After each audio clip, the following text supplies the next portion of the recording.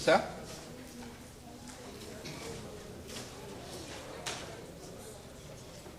Estamos ao vivo para todo o Brasil?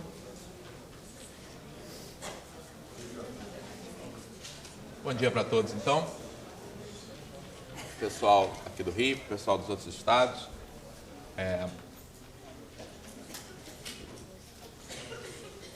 Espero que a gente tenha uma manhã tranquila, sem muitos percalços tecnológicos. O pessoal aqui do Rio não sente, mas o pessoal dos outros estados é afetado por coisas que são inerentes aí à tecnologia. A gente pede desculpas, inclusive aos nossos colegas aí dos outros locais de realização, mas isso é meio inerente aí ao uso dessa tecnologia. Eu tenho certeza que os nossos colegas aí nos outros locais que tiveram que nos substituir nas aulas expositivas certamente saíram muito bem e com certeza aí que todos estão aproveitando bastante aí essa nossa semana aí de programa. Nós hoje vamos falar novamente sobre combinatória e hoje a gente vai falar sobre alguns dos programas clássicos de combinatória envolvendo as fórmulas principais. Mas eu chamo a atenção de vocês de que aqui a gente está fazendo uma aula baseada nos princípios mais básicos, tá? E uma aula a respeito das fórmulas que aparecem em contagem. Mas vocês, em sala de aula, não deveriam fazer isso, tá? Vocês, antes de começar a falar em qualquer fórmula sobre combinatória, tá, deveriam gastar um tempo considerável fazendo problemas como aqueles que a gente fez na primeira aula, quer dizer, que não exigem conhecimento de fórmula nenhuma, que se baseiam em princípios básicos que estão ligados aos significados das operações, a coisas que, na verdade, a gente carrega desde, assim, os nossos primeiros contatos com a matemática. Então, os problemas que a gente fez na aula passada são problemas que não têm necessariamente que estar ao nível do ensino médio. Acho que todos concordam que esse tipo de problema poderiam ser feitos com crianças bem mais jovens, porque envolvem apenas o significado das operações. Tá? Então, antes, tá, de passar para as fórmulas, é importante que se gaste um tempo considerável desenvolvendo essa habilidade e fazendo com que os alunos percam o medo, tá? Os alunos e os professores também, né? Percam o medo de atacar problemas de combinatória, que são problemas, afinal de contas, muito simples, problemas relativos, tá, às 4 operações, sendo que a quarta divisão apareceu poucas vezes aí, tá? E na verdade vai aparecer mais na aula de hoje. Tá? Então, evitem ir muito rápido, tá, as fórmulas. Tá? A gente aprende a resolver problemas de combinatória, na verdade, tá, antes das fórmulas. E aí, as fórmulas, tá, elas devem ser poucas, quer dizer, a menor quantidade possível, tá? E elas devem ser vistas somente como um atalho para resolver problemas. Tá? A única justificativa para você dar uma fórmula, não, tem 2 justificativas, na verdade. Tá? Uma justificativa é porque algumas expressões que resolvem problemas combinatórios aparecem de maneira recorrente na matemática. Tá? Então, é necessário, tá, conhecer essa notação. Tá? Então, por exemplo, há 2 notações importantes que vão aparecer na matemática em vários contextos, tá, que é importante a gente associar a programas combinatórios, tá, e dizer qual é o significado delas. Tá? Então, tem 2 notações importantes, né? Uma é essa aqui, tá? A notação de fatorial. Então, saber o que é fatorial, tá, e saber qual é o significado combinatório de fatorial é importante. Então, se justifica a gente estudar um problema que vai resultar nessa fórmula para dar significado a essa notação. A outra notação importante é essa aqui, né? Que também é escrita muitas vezes desse modo, tá? Que são as combinações simples, tá? Os coeficientes binomiais, tá? Que também aparece reiteradamente em matemática, tá? Em diversos contextos, no contexto do binômio de Newton, no contexto de probabilidade. Tá? Então, essas fórmulas que estão aqui, tá? Essas expressões que estão aqui, tá? São expressões que é importante que o aluno acrescente a sua cultura matemática. Então, certamente, fórmulas que conduzem a isso aqui, tá? Ou seja, problemas que conduzam a essas fórmulas devem ser estudados, os alunos devem aprender. Tá? As demais não vão aparecer nunca mais na matemática. Você não vai nunca encontrar um texto realmente de matemática que vá falar de arranjo de NKK. Então, é algo que só existe, tá, no contexto da escola secundária. Tá? Eu acho até que vocês têm que ensinar, porque corre o risco, por exemplo, tá, de uma prova idiota de vestibular ter uma questão aqui que é para resolver uma equação em que aparece arranjo, que é uma besteira. Tá? Então, vocês têm que ensinar mesmo, mas coloca no final. Coloca, olha, agora que nós já sabemos resolver problemas de combinatória, tá, tem mais umas formuletas aqui, tá, que não são importantes, mas que vocês devem saber porque podem ser perguntadas. Aí arranjo pode aparecer, tá? Basicamente só, porque as demais aí nem são tão pedidas. Mas essas duas vale a pena. Então, o que a gente vai fazer hoje, tá, é ver como é que essas duas expressões aparecem, tá, em problemas de combinatória. Outra coisa que eu acho muito importante aí passar para vocês, tá, é que isso não se aplica só à combinatória, não. Se aplica, de maneira geral, sobre como introduzir um novo conceito. Eu acho que é muito ruim, se você quer introduzir essas expressões aqui, tá, você chegar para os alunos, tá, e dizer, vamos agora deduzir a fórmula das permutações simples. Ou vamos deduzir a fórmula das combinações simples. Por que eu digo isso? Porque não existe nada que afaste mais o aluno, tá, da atenção a um tópico que você vai fazer do que você anunciar para ele que você vai deduzir uma fórmula. Tá? Dizer para o aluno, olha, vou deduzir uma fórmula, é um sinal para, olha, agora o que ele vai fazer são essas coisas aí que os matemáticos fazem, que estão no livro, tá? Que eu posso ignorar os próximos 5 minutos, ficar pensando aqui na namorada, no namorado. Tá? No final, eu anoto a fórmula e tudo que eu vou precisar é aplicar essa fórmula nos problemas. Não é isso que acontece? Um exemplo aí dessa atitude, tá? Que nós, como alunos, não somos imunes a ela, acontece em vários outros lugares. Tá? Um exemplo aí onde essa atitude aparece muito por exemplo, na dedução da equação de segundo grau. Quantos de vocês, como alunos, prestaram alguma atenção, tem algum registro de terem aprendido como é que se deduz a fórmula da resolução da equação de segundo grau?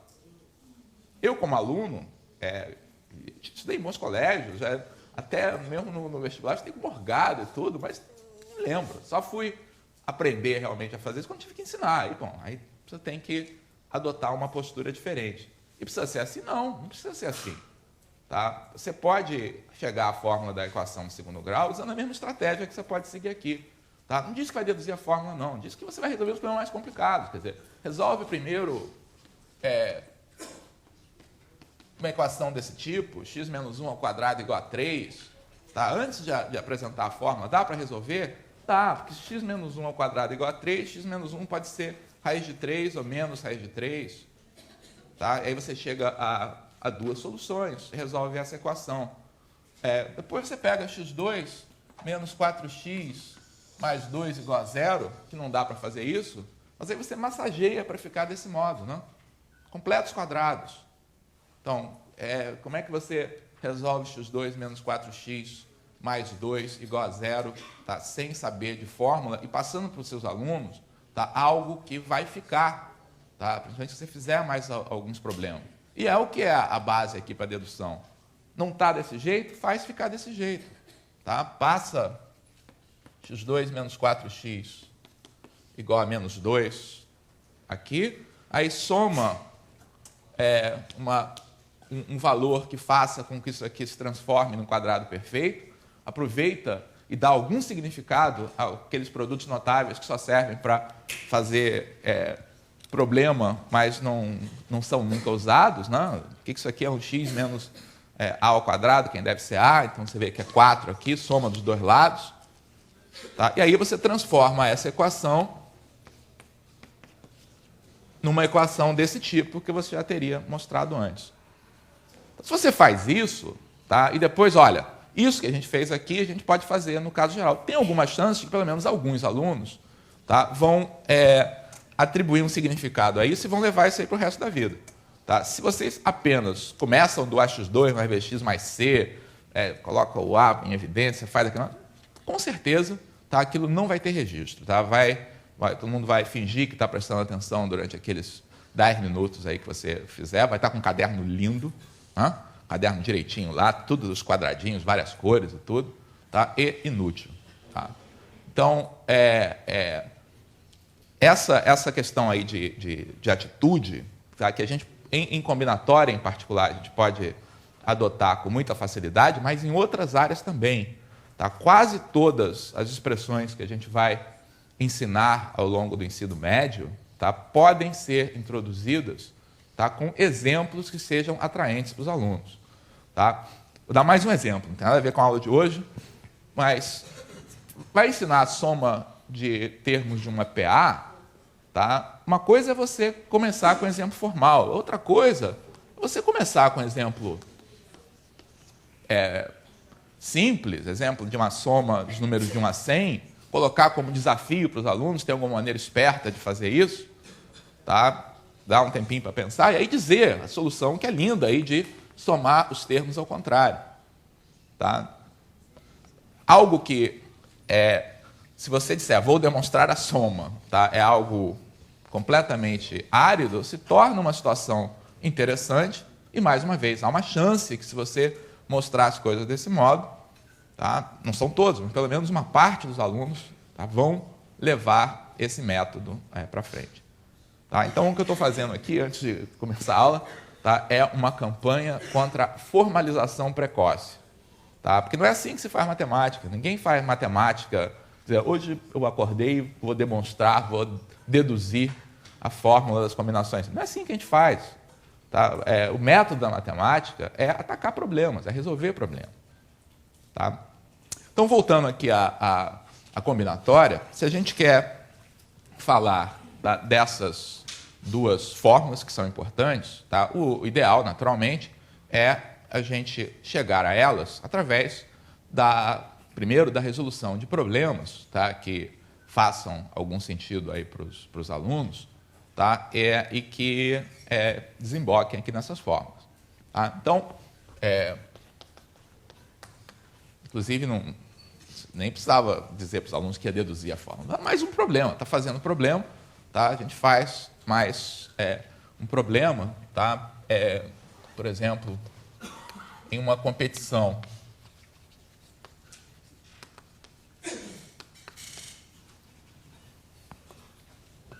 com 8 nadadores, quais são as possíveis ordens de classificação?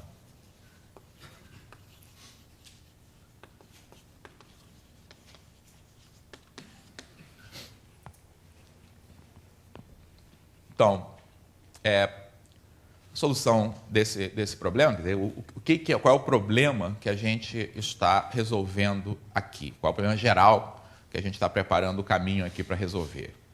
É o problema de dados N objetos. Então, vou colocar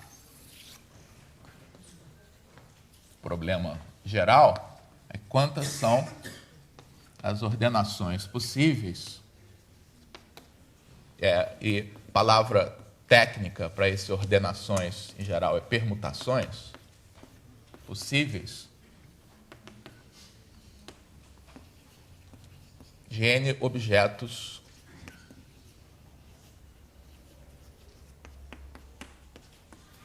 distintos. Está preparando o caminho para resolver esse problema geral. Mas, para isso, a gente está encontrando uma situação que seja uma situação que tenha significado. Né? Então,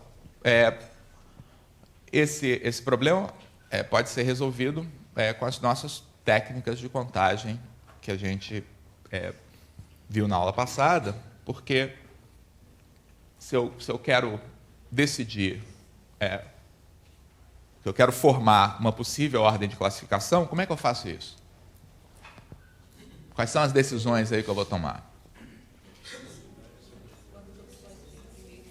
Isso. A mais natural, tá, é a gente pensar que eu tenho 8 lugares, tá? Esse aqui é o primeiro colocado, esse aqui é o último colocado. E para formar uma possível ordem de classificação, eu resolvo sequencialmente quem é o nadador que eu vou colocar em primeiro lugar, quem é que eu vou colocar em segundo lugar, e assim por diante. Tá? Podia ter feito ao contrário também, né? Podia ter pegado os nadadores e decidir qual é o lugar em que ele vai ficar. Está no meio. Tá? Mas eu acho isso aqui mais natural. Então, para ficar em primeiro lugar, pode ser qualquer um dos 8 nadadores, portanto, eu tenho 8 possibilidades. Uma vez escolhido quem é o nadador que fica nessa primeira colocação, tá? Restam 7, e são 7 as possibilidades para eu escolher quem vai ficar em segundo lugar. Então, o que eu tenho é esse produto 8 vezes 7, tá? Vezes 6, vezes 5, vezes 1, tá? Que é conveniente a gente definir, então, como sendo inventar uma notação para esse resultado. Por que a gente inventa essa notação? Porque, na verdade, esse problema que a gente resolveu aqui é um caso particular desse problema mais geral. Tá? E a gente pode, então, generalizar para essa situação. Aliás, essa é uma coisa que eu chamo a atenção de vocês, tá? Que generalizar é algo importantíssimo na matemática e que os livros didáticos, ultimamente, têm desmoralizado um pouco. Né? Que generalizar para muitos livros didáticos significa fazer 2 exemplos, tá? Aí ver que há uma certa regularidade aí nas expressões, aí tem a palavra mágica lá, generalizando, vem. Tá? Generalizar significa, a maneira apropriada de generalizar, significa examinar o problema geral, tá? E conferir se o que a gente fez aqui vale no caso geral. Tá? Então, se eu tenho N objetos, então o que acontece é que, em vez de 8 lugares, eu tenho N lugares. Tá? Na primeira escolha, eu tenho N possibilidades. Tá? Na segunda, eu tenho N menos uma possibilidades. Quando eu chego no último lugar, só sobrou 1. Coitadinho que tem que ficar aqui em último. Tá? Então, realmente, não teve nada especial com o caso 8. Tá? Se eu tivesse N pessoas, tá? Esse número seria igual a N fatorial. Tá? E eu chamo essas ordenações possíveis desses N objetos distintos, quer dizer, cada uma dessas ordenações, tá? É chamada de uma permutação simples. Então, N fatorial é a expressão que resolve esse problema combinatório importante, que é o de obter o número de permutações simples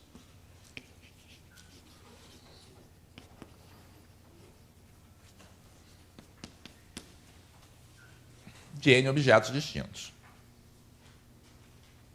Tá?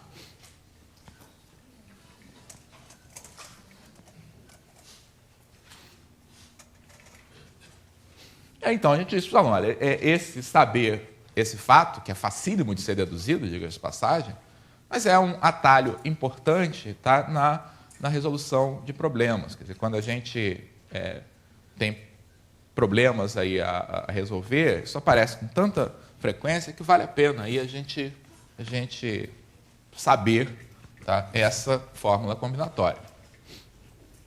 Então,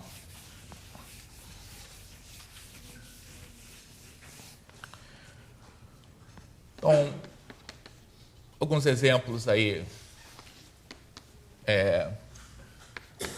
do uso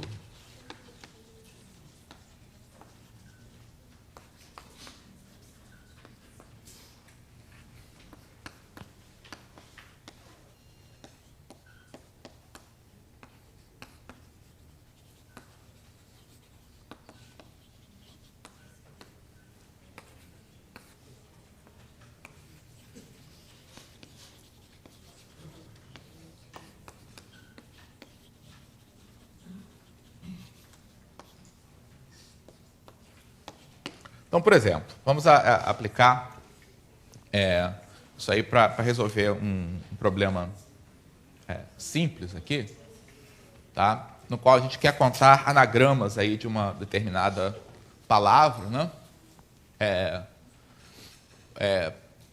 E conforme a gente vê nesse tipo de problema, não é necessária, essa fórmula não é necessária, tá, para resolver problemas combinatórios, porque a sua dedução aparece naturalmente se a gente for aplicar o princípio da multiplicação, mas é um atalho, né? Então, se eu quero contar quantos são os anagramas aí dessa palavra, então anagrama é uma palavra feita com as mesmas letras, tá? Possivelmente em ordem diferente. Então, como essas letras são todas distintas, depois a gente vê o caso em que elas não são distintas, a gente recai no problema das permutações simples. Então, pode, se quiser, tá? Ao invés de resolver o problema do zero, utilizar a expressão conhecida para contar esses anagramas, tá? Usando, muitas vezes a gente usa essa notação aqui, né? P de 7, tá? Que é igual a 7 fatorial. Tá? Agora, e se eu olho para o segundo problema? Então, o segundo problema mostra, tá, que se você apenas tem as fórmulas, você é extremamente limitado. A fórmula resolve de maneira direta o primeiro problema. Tá? No segundo problema, você tem que usar as técnicas gerais de contagem. Tá? Por isso que eu digo que é muito importante desenvolver bastante essas técnicas, tá, antes de atacar os problemas em que você vai usar a fórmula. Então, quantos são os anagramas dessa palavra, tá, que comecem por consoante? Como é que a gente ataca esse problema? Se coloca, como sempre, tá, no lugar de quem vai formar esse anagrama. Tá? A pessoa que vai formar esse anagrama tem que escolher, tá, as 7 letras dessa palavra. Mas como essa pessoa conhece lá, tá, as heurísticas de Morgado, tá, ela sabe que vai começar a sua decisão pelo lugar mais complicado, mais restrito. Qual é o lugar mais complicado aqui? A primeira letra. Porque a primeira letra, eu digo que ela tem que ser uma consoante, ou seja, nesse caso tem que ser F, R, M ou L. Então, aqui nesse lugar, só pode ser uma dessas 4. Tá? Então, quantas são as escolhas, tá, que eu tenho para escolher essa letra? 4.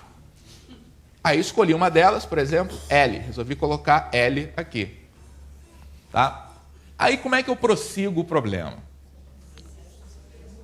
Pois eu tenho 2 alternativas. Tá? Ou eu resolvo do zero o resto, tá? E continuo, tá, com as minhas escolhas. Tá? Que aqui, então, uma vez que eu tenha colocado essa letra aqui, me sobram 6 letras. Tá? Então tem 6 possibilidades aqui, 5 aqui. Tudo bem, vou chegar à resposta. Ou, tá, se eu quiser, eu olho o preenchimento desse bloco aqui de 6 letras como um caso do problema que a gente acabou de resolver. Tá? É indiferente, tá? E a gente deve realmente mostrar para os alunos que tanto faz. Tá? Isso é uma questão de gosto. Tá? À medida que a gente aprende determinados atalhos, a gente costuma seguir os atalhos ao invés de fazer o caminho completo, mas é realmente uma questão de gosto. Tá? Então, se a gente raciocina deste modo, a gente tem que preencher com as 6 letras restantes 6 espaços, ou seja, temos que decidir que ordenação dar a essas 6 letras. Portanto, esse outro problema, de colocar essas 6 letras, tá, pode ser resolvido usando a fórmula das permutações simples. Então, dá 4 vezes 6 fatorial. Tá? Mas se a estratégia nossa fosse fazer por fórmula, esse problema que é super simples já seria um problema difícil. Tá? Porque nos falta o cacuete básico aí de resolver o problema. Mais um exemplo.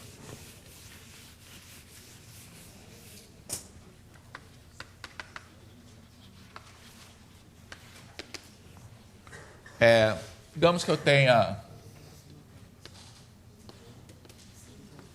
5 vascaínos, 4 flamenguistas. O pessoal dos outros estados me perdoe o exemplo, mas o exemplo é carioca. 3 tricolores e um botafoguense, que é o Morgado.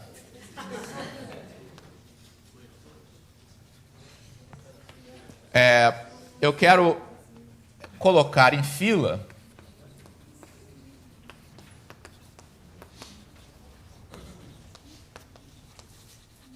com torcedores do mesmo time juntos.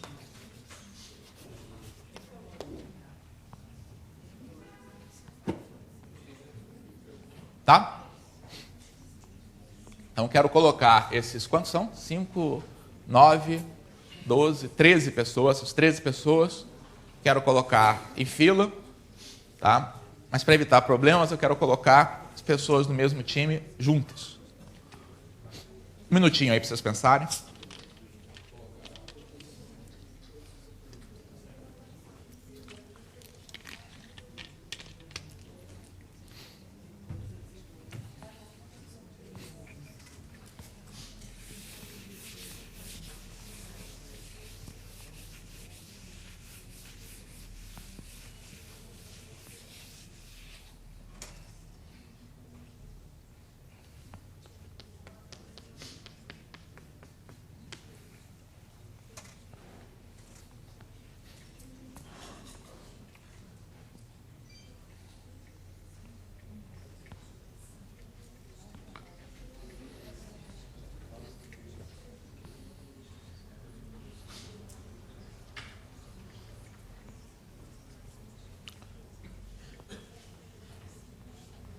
Já pensaram numa estratégia? Qual é a estratégia?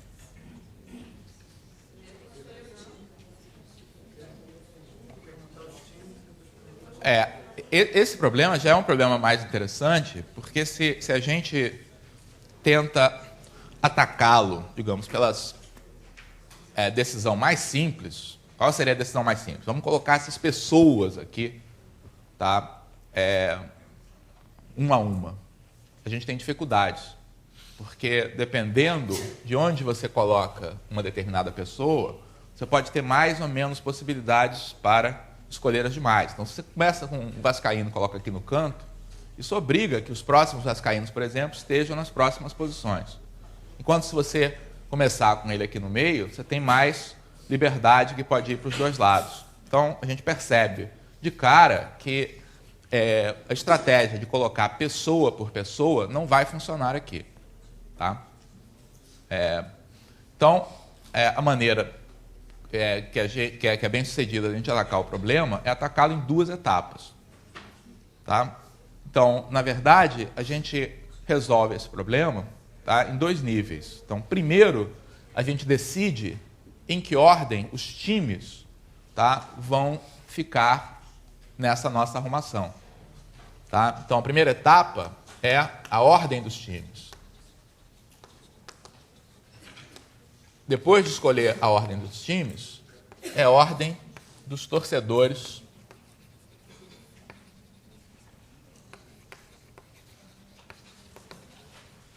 em cada time. Tá? E essas escolhas, claramente, são independentes. Tá? Portanto, o meu método de solução vai ser verificar de quantos modos eu posso ordenar os times. Aí, para cada uma dessas ordenações, vai valer todas essas ordens possíveis aqui. Então, no final, eu vou ter que multiplicar, tá, esses 2 resultados. Tá? Muito bem. De quantos modos diferentes eu posso ordenar, tá, os 4 times nessas 4 posições? Então, o primeiro problema não são 13 posições, são 4 apenas. Né? Então, as 4 blocos correspondentes a cada time. Tá? Então, o primeiro problema é um problema de permutação simples. Tá? Portanto, a solução aqui do primeiro problema é P de 4, que é igual a 4 fatorial. Tá? E aí suponhamos que eu já tenha escolhido uma ordem aqui. Então, eu tenho resolvido colocar Vasco, Botafogo, que é o Morgado, Fluminense e Flamengo nessa ordem. Tá? Uma vez fixada essa ordem, tá? Aí dentro de cada time, tá? Eu tenho que decidir como ordenar aqueles torcedores daquele time. Então, para ordenar os torcedores do Vasco, tá? São 5. Então, eu tenho 5 fatorial possibilidades. Para escolher os torcedores do Botafogo, só tem 1. Então, tem 1 fatorial, tá? Ou uma possibilidade. Vou colocar fatorial aqui só para generalidade. Para ordenar os do Fluminense, eu tenho 3 fatorial. Para ordenar do Flamengo, eu tenho 4 fatorial. A resposta final é o produto de tudo isso. 4 fatorial modos de ordenar os times, e para cada um desses possíveis modos, 5 fatorial vezes 1 fatorial, vezes 3 fatorial, vezes 4 fatorial modos de ordenar os torcedores. Tá? Então, realmente, a gente vê aqui que saber ordenar, tá, é algo que nos facilita a resolver problemas. Tá?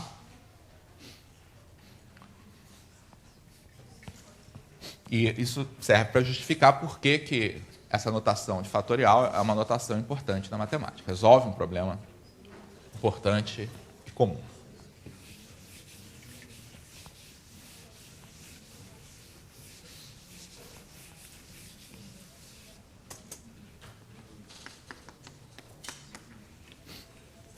Agora, eu vou voltar à situação que a gente tinha tratado no início, tá? Lá dos 8 nadadores numa competição. Tá? Eu vou fazer uma outra pergunta relativa a esses nadadores. Quantos modos uma equipe, 3 nadadores, pode ser escolhida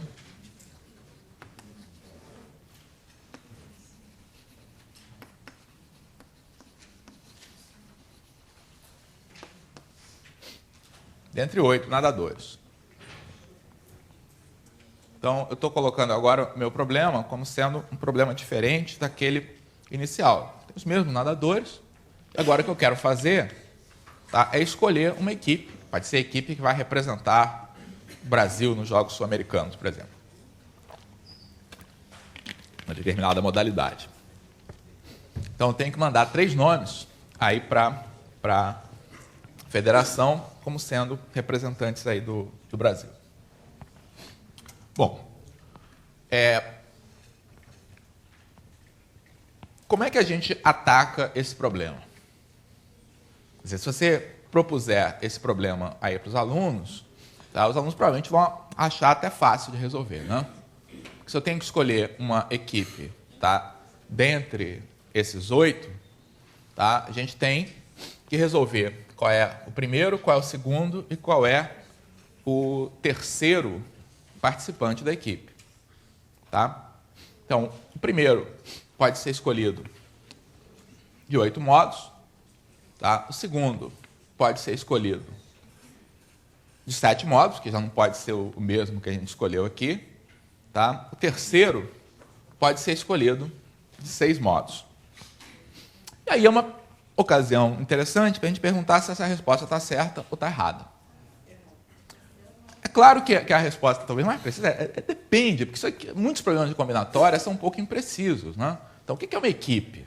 Então, se a equipe, você tem que mandar lá para a federação numa lista, né? O jogador que vai receber o número 1, que vai receber o número 2, que vai receber o número 3, tá? Isso aí está certo. Tá? Mas, em muitos casos, o que interessa aí para as pessoas é quais são os 3. Tá? Então, o que a gente tem que discutir é o que a gente quer. Tá? A gente quer que exista um primeiro nadador, um segundo nadador, um terceiro nadador. Se for, isso aqui está certo. Tá? Mas se nós só estamos interessados tá, em identificar o conjunto dos nadadores. Tá? Então, se a gente quer que ABC, tá, seja igual, ou seja, por isso eu estou usando a notação de conjunto aqui, tá, a B a C, por exemplo, isto é, o que importa, tá, é quem é escolhido e não em que ordem foi escolhido. Essa resposta que está aqui, tá, não está certa, porque nessa resposta que está aqui, escolher A, depois B, depois C, tá, dentre os 8, é diferente do que escolher B primeiro, A e C. Então, eu estou contando muito mais grupamentos do que os corretos. Tá? Então, como é que eu faço para resolver esse problema? Será que tem um outro modo, tá, de eu contar esses grupamentos usando o princípio da multiplicação que me leve à resposta? A resposta é, se eu quero só usar o princípio da multiplicação, não tem, porque o princípio da multiplicação requer que eu escolha em etapas. Tá? E escolher em etapas significa colocar essa situação artificial, tá, de que eu escolho o primeiro, depois o segundo, depois o terceiro. Então, é inevitável passar por aqui. Tá? Não tem jeito, realmente, da gente fazer esse problema de uma forma mais econômica, tá, usando o princípio da multiplicação. Tá? Então, esse problema das combinações é um problema difícil, tá, porque ele requer que a gente utilize a única operação que não... Bom, apareceu, na verdade, alguns problemas aí na sessão de exercício de terça-feira, apareceu. Tá? Mas aqui nos que a gente tinha feito aqui em sala, não tinha aparecido ainda. A última das operações, a divisão. Tá? Então, como é que... E esses são os problemas mais difíceis de combinatória. Os problemas mais difíceis de combinatória, tá, são aqueles em que você é obrigado a fazer contagens múltiplas, tá, e fazer uma correção no final, dividindo o resultado, tá, pela multiplicidade de cada contagem. Tá? E é claro que você só pode fazer isso quando cada agrupamento é contado o mesmo número de vezes. Tá? Se os diversos grupamentos forem contados número de vezes diferentes, não dá. Mas aqui né? Porque para cada grupamento como ABC, tá, a gente sabe quantas vezes ele está sendo contado aqui nessa nossa solução. Tá? Ele vai estar sendo contado aqui na nossa solução em todas as possíveis ordens, tá, que esse grupamento pode aparecer. Então, nesse produto que está aqui, cada equipe aparece em todas as possíveis ordens.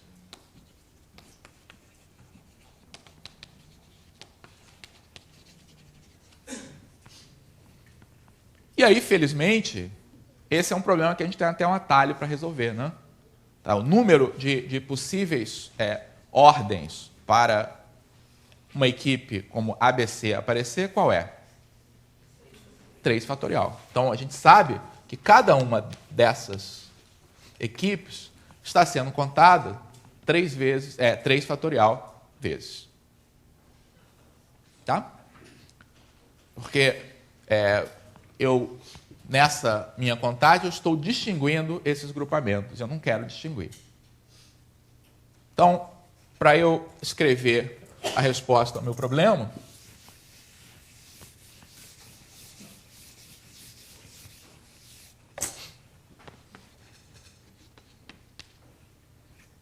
eu tenho que pegar o meu resultado original, 8 vezes 7 vezes 6, tá? E dividir pelo número de vezes, tá, em que cada agrupamento está sendo contado. Tá? Então, cada agrupamento está sendo contado 3 fatorial vezes. Tá? E aí, 3 fatorial é 6. Tá? Então, isso aqui me dá 56 equipes. Tá?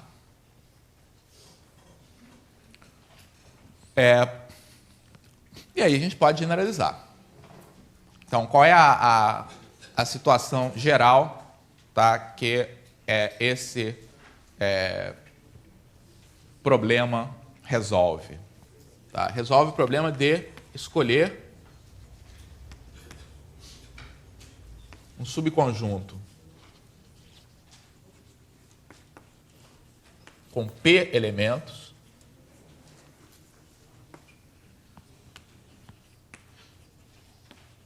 de um conjunto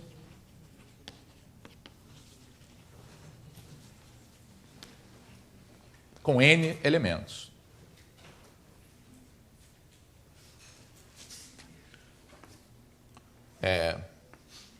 Ou seja, uma combinação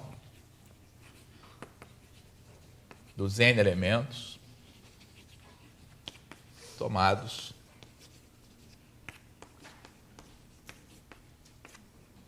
PAP.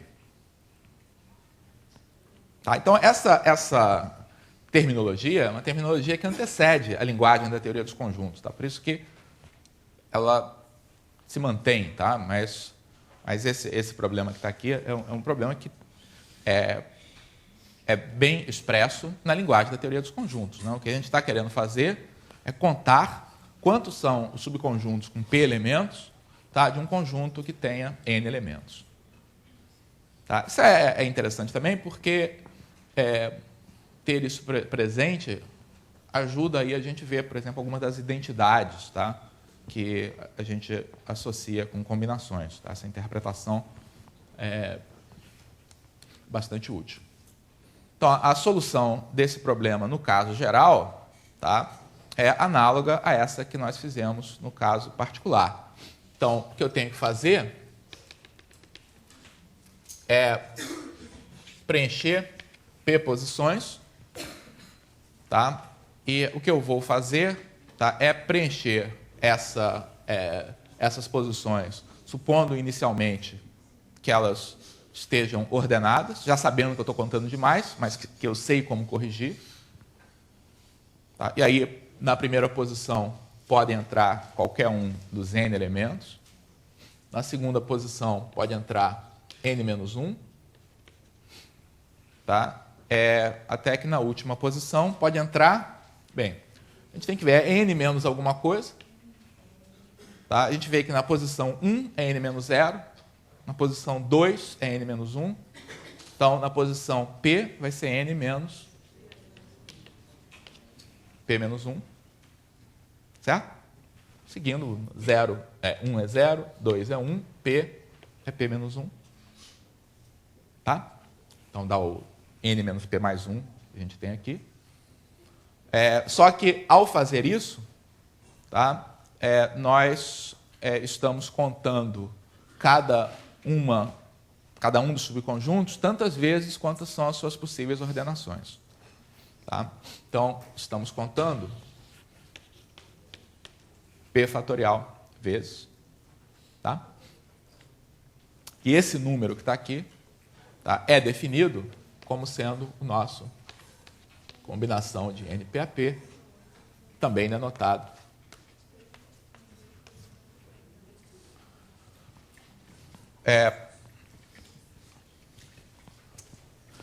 esse nome combinação de NPAP não é realmente um bom nome, né? Um nome que existe aí pela tradição, realmente não é um bom nome, porque não descreve assim muito bem o que é, mas é um nome consagrado. Em inglês, por exemplo, o nome é muito mais característico. O nome que é usado em inglês é N choose P, quer dizer, de N escolha P. Tá? Então, é um nome que diz o que isso aí representa. Tá?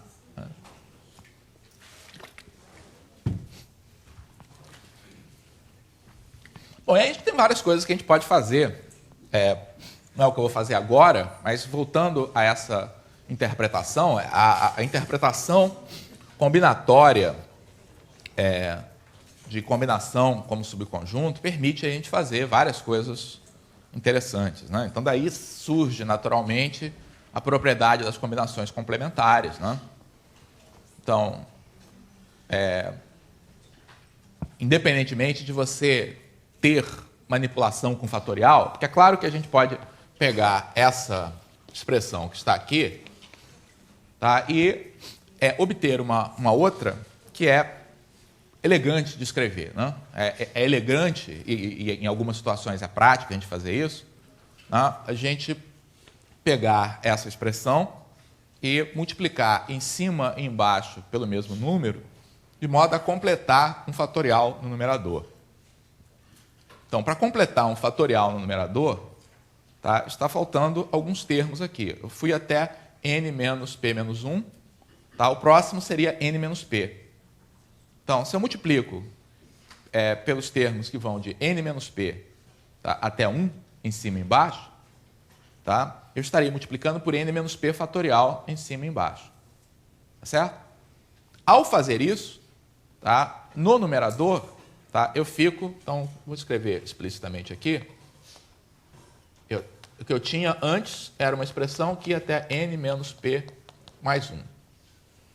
Aqui eu tinha p fatorial. Aí, eu completo com os termos que continuam decrescendo até 1, tá? E faço o mesmo no denominador. E aí reconheço que no numerador eu fico com n fatorial e que no denominador eu fico p fatorial, que multiplica n menos p fatorial.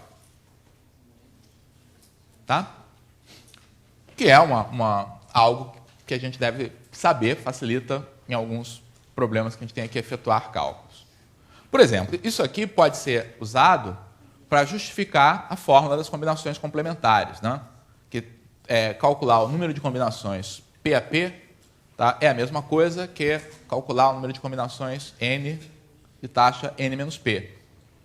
Tá? Porque trocando P por N menos P aqui não se altera. Tá? Mas eu acho mais interessante explicar para o aluno qual é a explicação combinatória disso. Tá? Trocar P por N menos P dá no mesmo, porque toda vez que você está escolhendo, por exemplo, aqui, qual é a equipe de 3 nadadores que você vai levar, você está escolhendo simultaneamente a equipe de 5 nadadores que vão ficar. Tá? Então, a cada subconjunto de 3 elementos, eu tenho o seu complementar, tá? Que está sendo contado simultaneamente. Então, uma contagem do número de combinações tomadas P a P, tá? É a mesma coisa que uma contagem delas tomadas N menos P. Tá? Outra coisa que surge daqui, na verdade, todas as identidades aí combinatórias podem ser justificadas combinatoriamente. A relação de Stiefel, que normalmente se faz fazendo conta com fatorial, tá? Ela tem uma interpretação combinatória. Mas uma simples aqui, que também aparece aqui nesse problema, é a soma de todas as combinações. Né? Por exemplo, o que é, vocês devem saber, tá? O que é combinação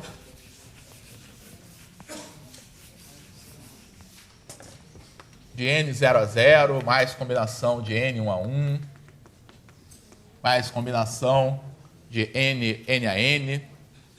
Tá? Essa é uma identidade que a gente costuma ensinar para os alunos, tá? Às vezes usando o binômio de Newton. Tá? Isso aqui é igual a quanto? Isso aqui é 2 elevado a n. Qual é a explicação combinatória para isso ser igual a 2 elevado a n? O que eu estou contando aqui são os subconjuntos com 0 elementos, os que têm 1 elemento, os que têm 2, os que têm n. Então, o que eu estou contando aqui, tá, é o número de subconjuntos, o número total de subconjuntos.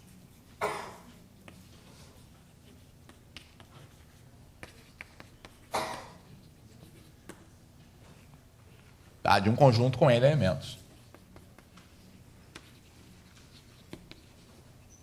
Então, se eu souber resolver o problema de calcular o número total de subconjuntos, tá, de uma forma que não use combinação, tá, eu tenho... Então, só para mostrar como é que... Aqui eu estava fazendo com vocês conhecem a fórmula, tá? Mas com os alunos, tá? Uma coisa que a gente pode fazer é, será que isso aqui tem uma fórmula simples? E é claro que a gente pode motivar isso aí através de exemplos, né?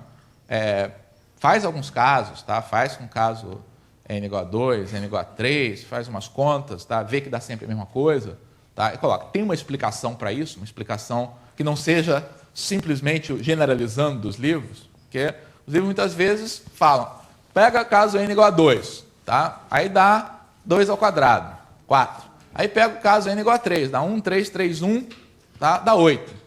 Aí pega o caso n igual a 4, dá 16. Aí vai generalizando, tá? Será que a gente pode salvar generalizando aqui de uma maneira honrosa? Pode. Porque esse problema combinatório que está aqui, achar quantos são os subconjuntos de um conjunto com n elementos, tá? Tem uma solução que não passa por aí. Tá? Como é que a gente forma um subconjunto com n elementos? A gente coloca os n elementos lado a lado, e a gente pode pensar que o processo de formar um subconjunto, tá, é decidir para cada um desses elementos se ele é escolhido ou não. Tá? Então, para cada um desses elementos, eu tenho uma decisão, sim ou não, coloco ou não coloco ele no subconjunto. A cada possível escolha, coloco ou não coloco, entra ou não entra, tá, eu tenho um resultado que é um subconjunto dos n elementos. Certo? Então, primeiro eu tenho duas escolhas, para o segundo eu tenho duas escolhas, para o último eu tenho duas escolhas, então o resultado é 2 elevado a n. Tá? Então, a soma das combinações simples de NPP para todos os valores de P de 0 a n é igual a 2 elevado a n, porque esses dois números resolvem o mesmo problema combinatório. Isso aqui conta quantos são os subconjuntos, todos os subconjuntos do conjunto com n elementos. 2 elevado a n também conta quantos são esses subconjuntos. Tá? Então, a gente tem uma demonstração para uma fórmula, que é uma fórmula algébrica, aparentemente, mas cuja demonstração é combinatória, porque os dois lados resolvem o mesmo problema. Tá? São muito bonitas aí essas demonstrações das fórmulas envolvendo números combinatórios através desse tipo de argumento. Tá? Todos vocês conheciam aí essa... Quem não conhecia isso aqui? Bom. Muito bem. A gente tem ainda um tempinho, vamos usar para resolver alguns problemas envolvendo combinações. Então,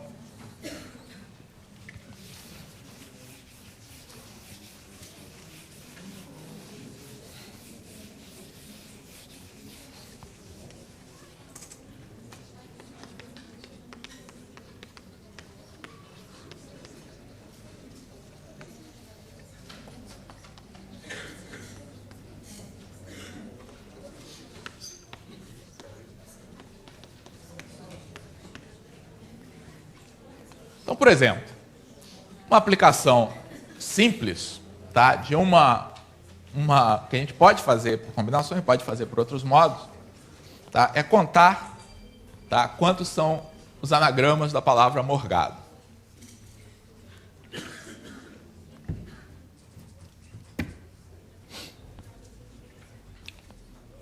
Vocês não vão perguntar, mas isso não é permutação, não?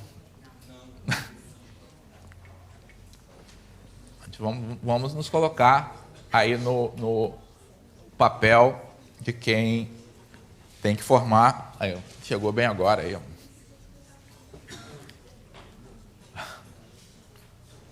Então, como é que a gente ataca esse problema? O que tem de diferente da situação anterior? O que a gente tem de diferente aqui é que tem duas ocorrências da mesma letra. Tá? E aí a gente pode atacar esse problema de dois modos diferentes. Tá? Um modo de atacar o problema, tá, se a gente se entusiasmar aqui com o que a gente fez na resolução do problema aí das combinações, tá, tentar usar a mesma estratégia, que é, inicialmente, a gente ignorar, tá, que essas letras são a mesma letra. Tá? Então, a primeira solução, que eu acho que não é a solução mais construtiva aqui, tá? Mas, então, a primeira solução consiste em a gente ignorar que essas letras são iguais. Então, temporariamente, a gente pensa nessas duas letras, tá, como sendo distintas. Tá? Aí, calcula o número de anagramas como se fossem distintos, que é facílimo, tá? 7 fatorial. E aí diz, epa, estou contando errado, porque MO1 RGADO2 é a mesma coisa que MO2 RGADO1. Tá? Eu estou contando, na verdade, esses grupamentos de forma múltipla. Tá? Qual é a multiplicidade de cada um desses grupamentos? É sempre a mesma? Isso é fundamental para eu poder adotar essa estratégia. É sempre a mesma ou não? Porque tudo que eu posso fazer, tá, entre dois grupamentos que deveriam ser contados iguais a gente trocar a ordem dos dois O's, do O1 e do O2, que dá no mesmo. No caso geral, se fossem N ocorrências de uma determinada letra, tá, todas as permutações, tá, dessas letras, que temporariamente eu supus que fossem diferentes, iam levar ao mesmo resultado. Tá? Então, eu tenho que dividir aqui por 2, tá? Mas vou até colocar aqui um 2 fatorial, só para lembrar a gente, tá, que se não fossem 2 letras, mas fossem 3 repetidas, tá, eu teria que dividir por 3 fatorial. Então, essa é uma solução. Que, é claro, pode ser generalizada, tá, para outras letras repetidas, tá, chegando à fórmula das combinações, das permutações com elementos repetidos. Tá? Mas eu quero ilustrar que a gente pode também resolver, tá, usando combinações. Podemos resolver esse problema de forma realmente construtiva, sem ter que contar demais e corrigir depois. Tá? Como é que a gente faz para resolver esse problema por uma outra estratégia?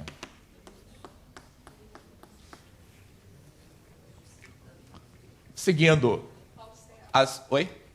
Você falou que uma primeira solução seria ignorar as letras, pensar como se elas fossem distintas. Fiz aqui no numerador. Aí seria 7 fatorial. Não. Como parte da solução.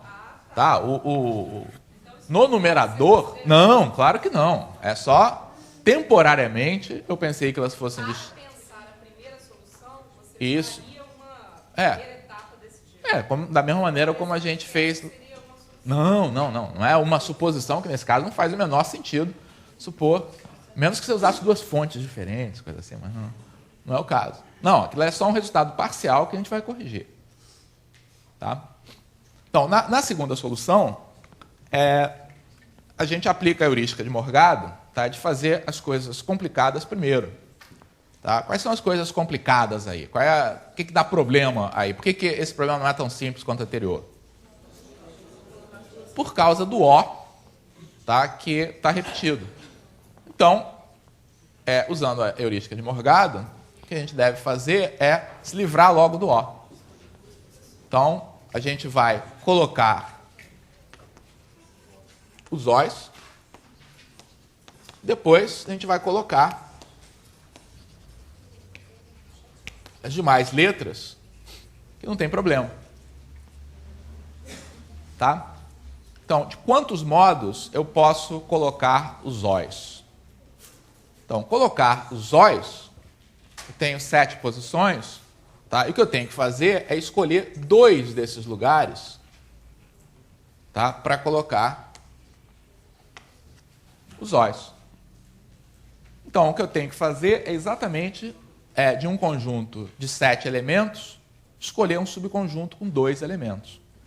Então, esse número de escolhas aqui é igual à combinação de 7 e 2 a 2.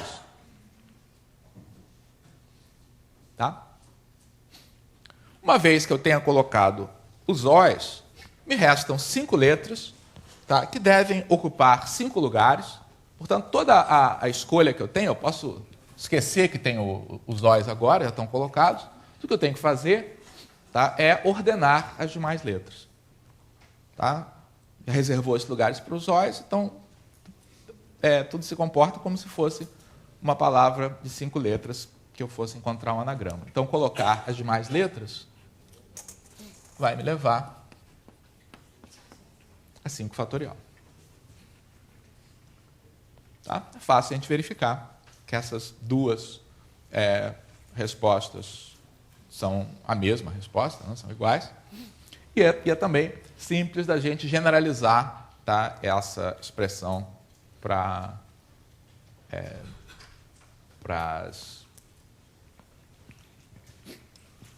caso genérico, em que eu tenho vários grupos de letras repetidos.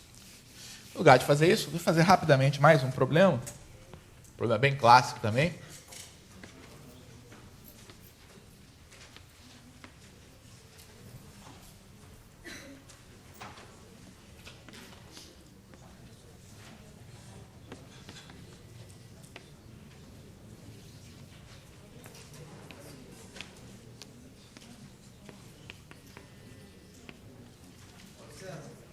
Oi? Se a palavra fosse matemática, seguiria esse mesmo processo? Vamos então fazer rapidamente aí, se a palavra fosse matemática.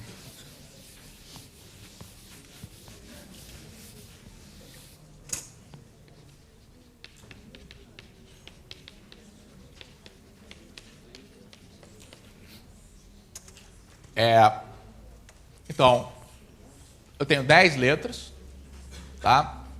E tenho um grupo problemático, que é o grupo dos M's, tá? Outro grupo problemático, que é o grupo dos I's.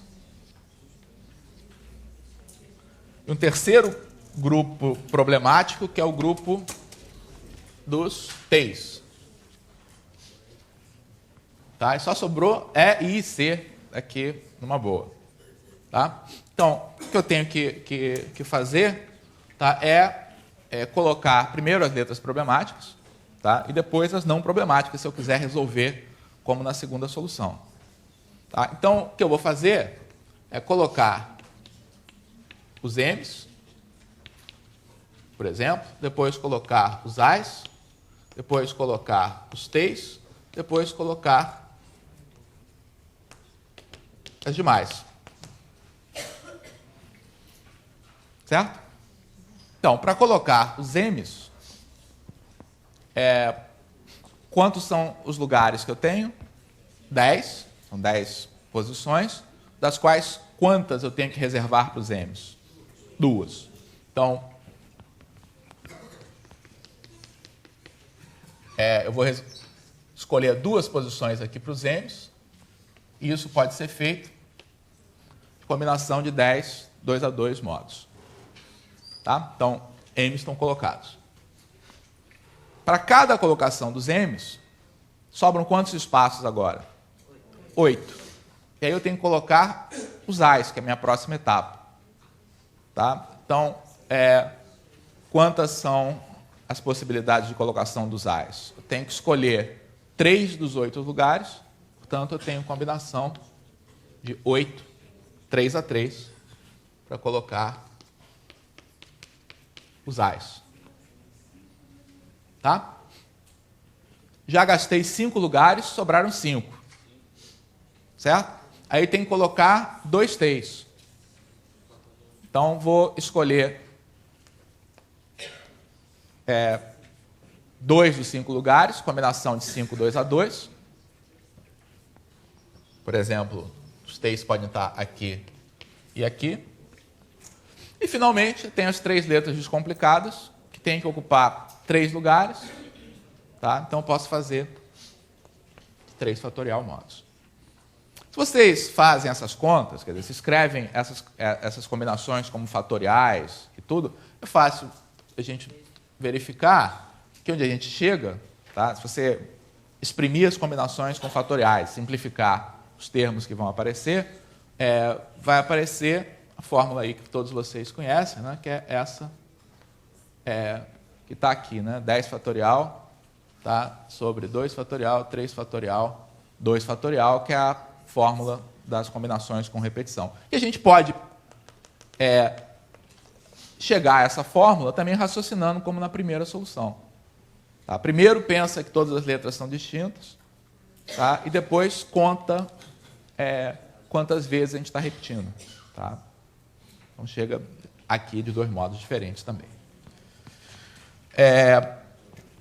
Eu acho que a gente está em cima da hora, então eu vou deixar esse problema, tá, juntamente com os demais aí para a sessão da tarde. O objetivo aqui, tá, eu tenho 2 retas paralelas, uma com certo número de pontos, tá, a outra com outro número de pontos, 7 pontos aqui, 5 pontos embaixo.